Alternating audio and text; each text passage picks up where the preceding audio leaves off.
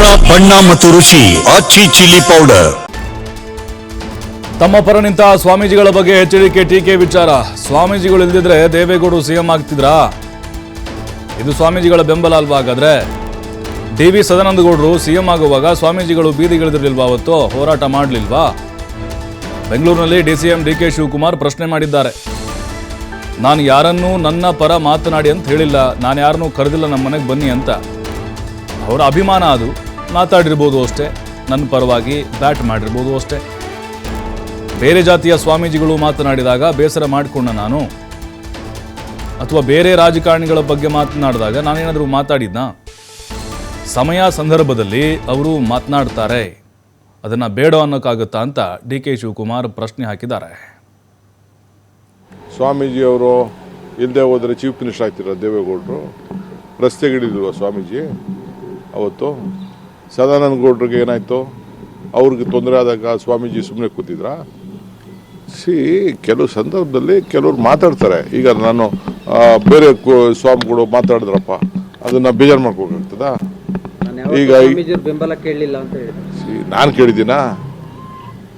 ನಾನು ಯಾವ ಸ್ವಾಮೀಜಿನ ಬೆಂಬಲ ಕೇಳಿಲ್ಲ.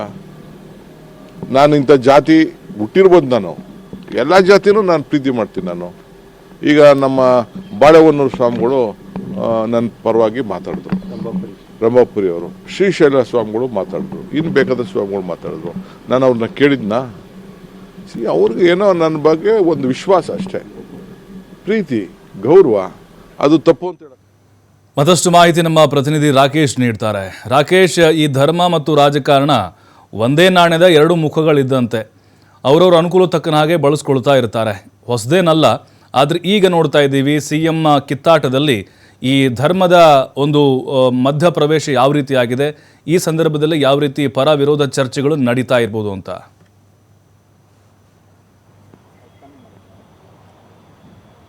ಪ್ರಭು, ರಾಜಕೀಯದ ವಿಚಾರದಲ್ಲಿ ಧರ್ಮದ ಲೆಕ್ಕಾಚಾರಗಳನ್ನು ಮುನ್ನೆಲೆಗೆ ತರಬಾರದು ಅನ್ನುವಂಥ ಮಾತನ್ನು ನಿನ್ನೆಯ ದಿನ ಕೇಂದ್ರ ಸಚಿವರಾದಂಥ ಕುಮಾರಸ್ವಾಮಿ ಅವರು ಹೇಳಿಕೆ ಕೊಟ್ಟಿದ್ದರು. ಧರ್ಮಗುರುಗಳಾದವರು ಧರ್ಮದ ವಿಚಾರದಲ್ಲಿ ಜನರಿಗೆ ಮಾರ್ಗದರ್ಶನವನ್ನು ಮಾಡಬೇಕೇ ಹೊರತು ರಾಜಕೀಯದಲ್ಲಿ ಅವರು ಬರಬಾರದು. ರಾಜಕೀಯವನ್ನು ಯಾರು ಮಾಡಬೇಕು ಅವರಷ್ಟೇ ಮಾಡಬೇಕು. ಧರ್ಮದ ಜವಾಬ್ದಾರಿ ಹೊತ್ತವರು ಸಮುದಾಯ ಮತ್ತು ಅಲ್ಲಿನವರನ್ನು ಸಂಸ್ಕೃತಿಯೆಡೆಗೆ ಕರೆದುಕೊಂಡು ಹೋಗುವ ಪ್ರಯತ್ನವನ್ನು ಮಾಡಬೇಕು, ಅದು ಬಿಟ್ಟು ಬೇರೆ ಕೆಲಸವನ್ನು ಮಾಡಬಾರ್ದು ಅನ್ನುವಂಥ ಮನವಿಯನ್ನು ಮಾಡಿಕೊಂಡಿದ್ರು. ಅವರ ಹೇಳಿಕೆಯ ವಿಚಾರ ಈಗ ರಾಜಕೀಯ ವಲಯದಲ್ಲಿ ಪರ ಮತ್ತು ವಿರೋಧದ ಚರ್ಚೆಯನ್ನು ಹುಟ್ಟುಹಾಕಿಕೊಂಡಿದೆ. ಒಂದು ಕಡೆ ಕುಮಾರಸ್ವಾಮಿ ಅವರ ಈ ಹೇಳಿಕೆಯನ್ನು ಸಚಿವರಾಗಿರುವಂತಹ ಮಹದೇವಪ್ಪ ಅವರು ಪುಷ್ಟೀಕರಿಸಿಕೊಂಡಿದ್ದಾರೆ. ಹೌದು, ಕುಮಾರಸ್ವಾಮಿ ಅವರ ಹೇಳಿಕೆಯ ಲೆಕ್ಕಾಚಾರ ಸರಿಯಾಗಿದೆ.